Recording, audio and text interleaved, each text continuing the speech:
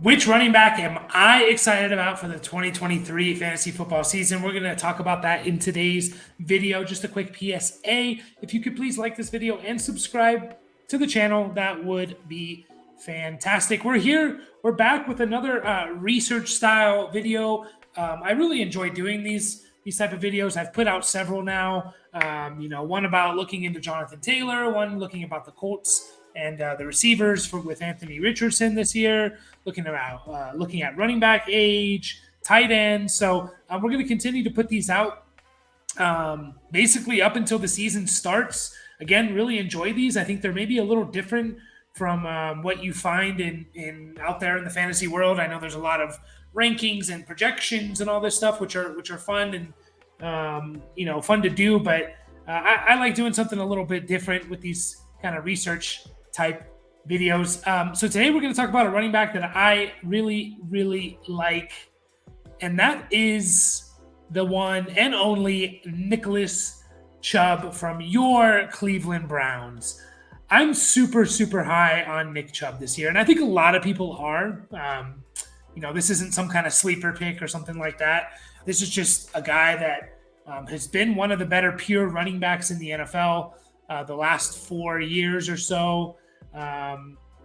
And I personally think 2023, his age 27 season, he's basically going to be 27 the entire year. I think it's going to be his best year yet, fantasy-wise. And that's super exciting because you just look at half PPR finishes for running backs over the last 4 years, and Chubb is always right there. Looks like last year, I'm just pulling up the numbers here. Last year, Nick Chubb was RB5 in half PPR. The year before, he was RB11. In 2020, he was RB9. In 2019, he was RB7. So he's been a top 12 guy and more like a top 7 guy each of the last 4 years. And I honestly think this is going to be his best year yet. We could see a Josh Jacobs-like explosion. Now, I'm not saying he's going to put up maybe the same numbers as Josh Jacobs, but just in terms of, a guy that's always been pretty solid for the last few years and just kind of exploded because he got, the opportunity for the most part. Josh Jacobs was kind of like that. And I think Chubb is going to be similar to that in 2023. And a lot of this is based upon that I think Chubb's going to see an increase in snap percentage. That's kind of the biggest thing. As you know, Kareem Hunt is not on the team, at least as of now. It's July 12th, so maybe they bring in someone. But as of right now, this is the Browns running back room. You have Nick Chubb. You have Jerome Ford, who I like. Hassan Hall, a rookie. John Kelly Jr., who's going into his second year, not on my list. Nate McCrary going into his second year or third year, maybe. Another guy not really on my list. And then you have Demetric Felton, who's kind of that running back, wide receiver, hybrid return guy.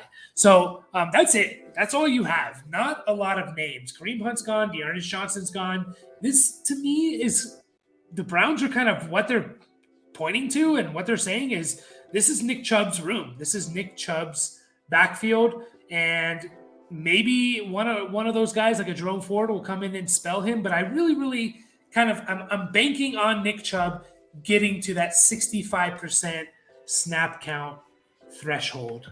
And we know what Nick Chubb can do as a rusher. Last year, he rushed for 1,500 yards. He had the most yards, most carries in his career, 1,525 yards, 12 touchdowns. The thing that's always held Nick Chubb back is the catches. That's just plain and simple. The most he's had was in 2019. He had 36 catches. Last year, he had 27, right? He's never had more than 30 except for that 1 year. 1 out of his 5 years, he's had more than 30. Twice out of his 5 years, he's had more than 25. It doesn't move the needle. His pass catching doesn't really – you don't draft him for his pass catching. And I think there's a chance that could change. And again, this is all based upon the fact that I think he's going to get to that 65% threshold of the snap percentage. And so I decided, like I said, this is a research video. Let me fix this for you guys. I decided to kind of go back and look at every running back since 2016 that has had at least at least a 65% snap percentage, and how many catches they had, and what was their 17 game pace as well, because maybe you missed games or something like that. So you can see here the list of guys, from last year: Saquon, Jacobs, McCaffrey, Cook, Connors, Jonathan Taylor, Alvin Kamara, Derrick Henry, Najee Harris, Ramondre Stevenson, Mixon, Montgomery, and Singletary, which was a little surprising. Those are 13 of the guys that had a 65% or higher snap percentage in 2022, and you can see what that meant for their catches. Now, again, I went back all the way to 2016, so you can see the list here of guys since 2016. There has been 79 running backs since 2016, so 16, 17, 18, 19, 20, 21, 22. 7 years, 7 years, 79 running backs. Quick math says that's about 11 running backs every year, average 65% snap percentage. And I think Chubb's going to get there this year.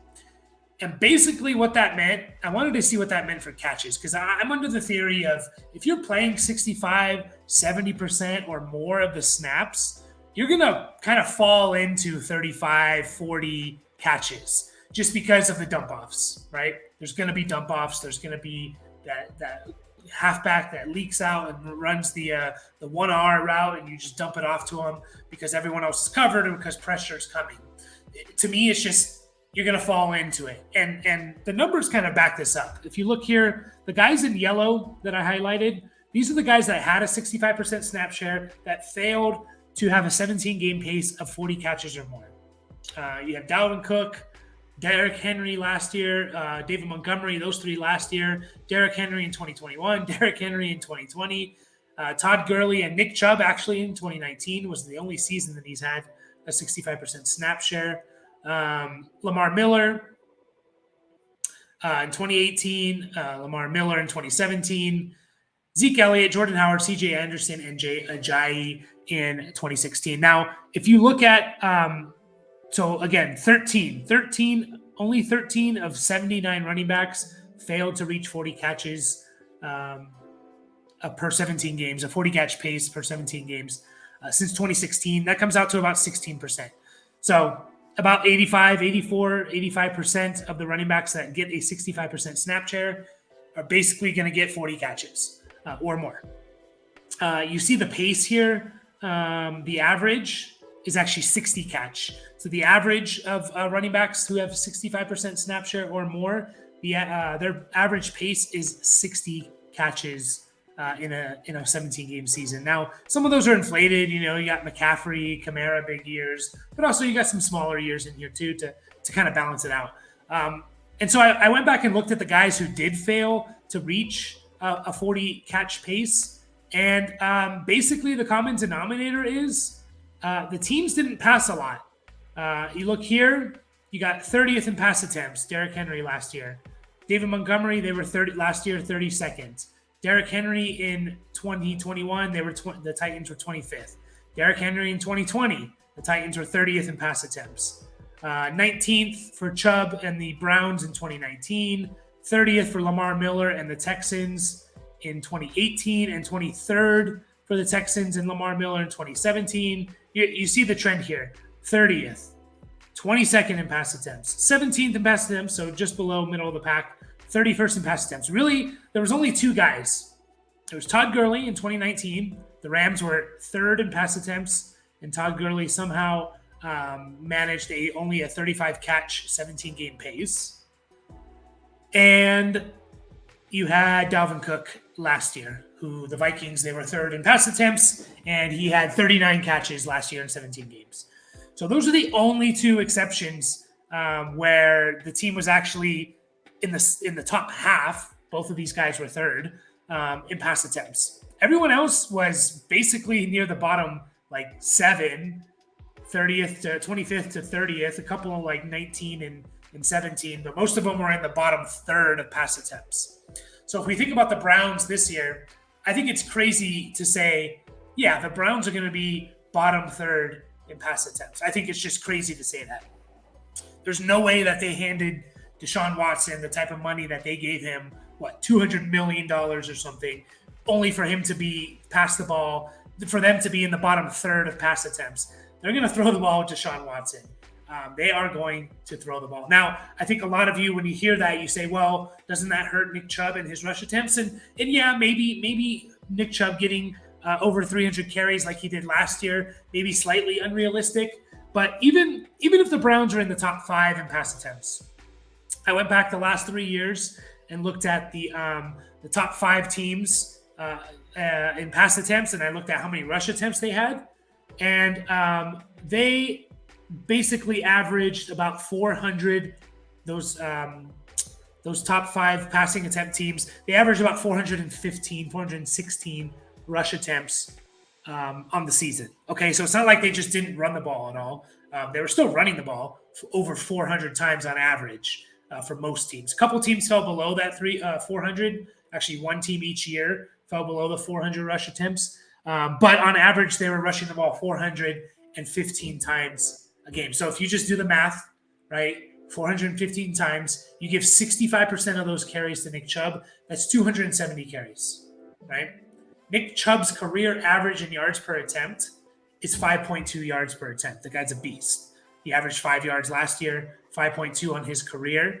You do 5.2 times 270, that's 1,400 rushing yards for Nick Chubb. That's nothing to sneeze at. So I think you can still, even if the Browns throw the ball or are in the top 5 of pass attempts, I think we can still, if Nick Chubb gets to this 65% snap count threshold, we can still kind of bank on him getting around 1,300 to 1,400 yards. And then we add maybe a 40 and 50 catches, 400 yards or so in receiving. And we're looking at an 1,800 total yard type of player. And I think another big thing with Nick Chubb and the Cleveland offense, I think their offense is going to be really good. I do think Deshaun Watson's going to bounce back. I just don't think he's washed. I think it was hard to come back in the middle of the season after almost 2 years off and just, he looked rusty. He's going to have a whole training camp and everything, practice, all that. He's going to have the whole season. I think Deshaun Watson, the Cleveland offense, is going to be very good. And I think Nick Chubb could have a career high in touchdowns for that reason. He's never had more than 12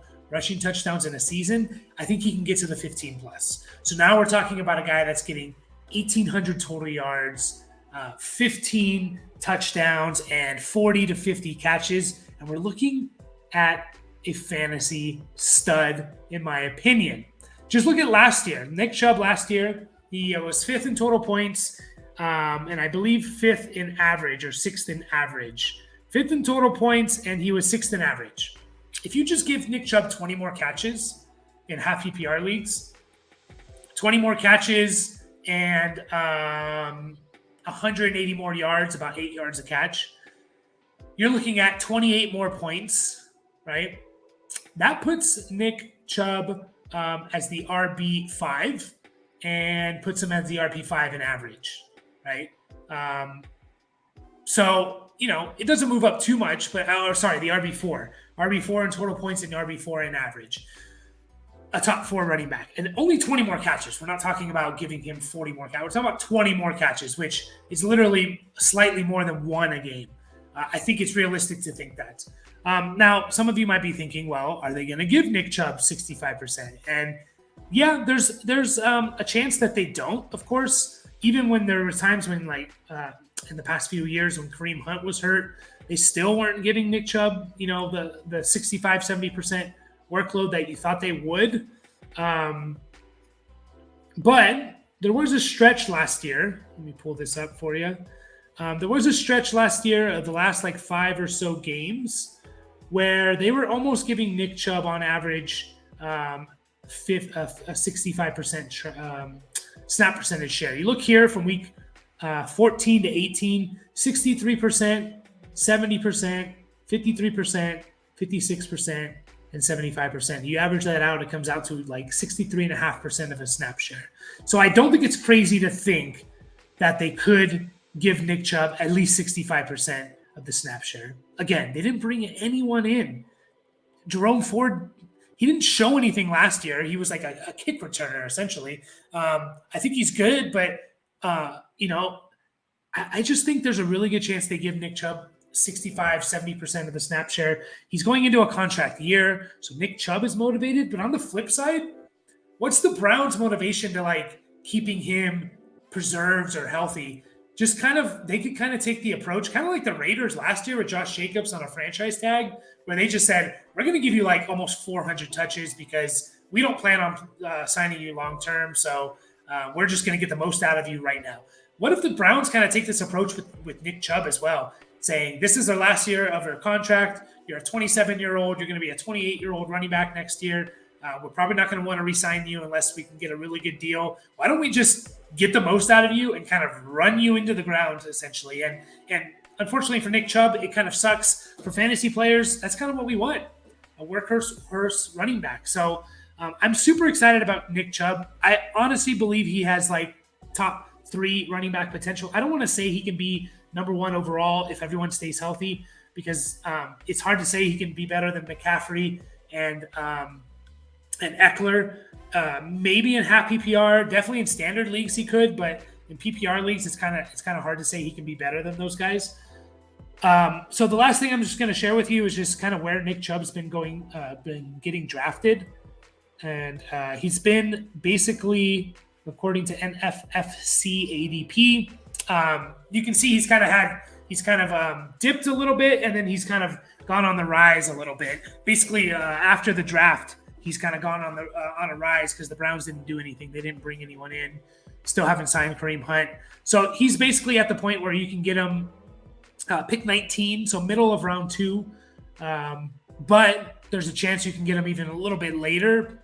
And he's RB6. Hard to argue that he should be higher in terms of the running back rankings. You know, you got McCaffrey, Eckler, Saquon's there. There's a couple guys like Bijan and Jonathan Taylor. For me, I'm taking Nick Chubb over Jonathan Taylor. I'm a little bit lower on Jonathan Taylor. I like the talent. I think he's talented, but with Anthony Richardson there, I think it's just going to take away some runs and take away some goal line stuff. I think Jonathan Taylor's kind of capped. I don't think he can get to that top 4 if everyone's healthy. I don't think he can be in that. Like maybe he can be like RB5. I think that's kind of his ceiling.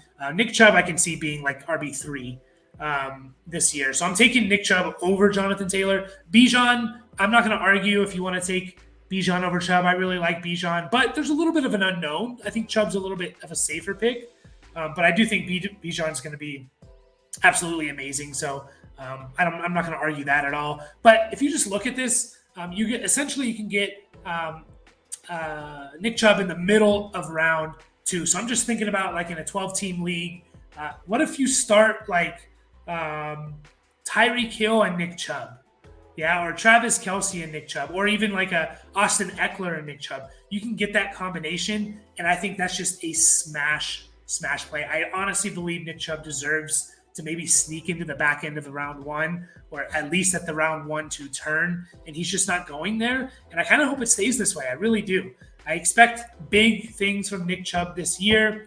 His best year yet in fantasy. I think he's going to be a top 3 running back. Let me know what you guys think in the comments. I really enjoy doing these. We're going to continue to put out these research type videos looking at different players and situations across the league for the next month and a half or so until the season kicks into gear, when during the season, we'll be putting out a lot of content, projections, rankings, keep buy and sell, waiver wire stuff. So look forward to it, guys. And please, if you could like this video and subscribe to the channel, that would be greatly appreciated. And I'll catch you guys all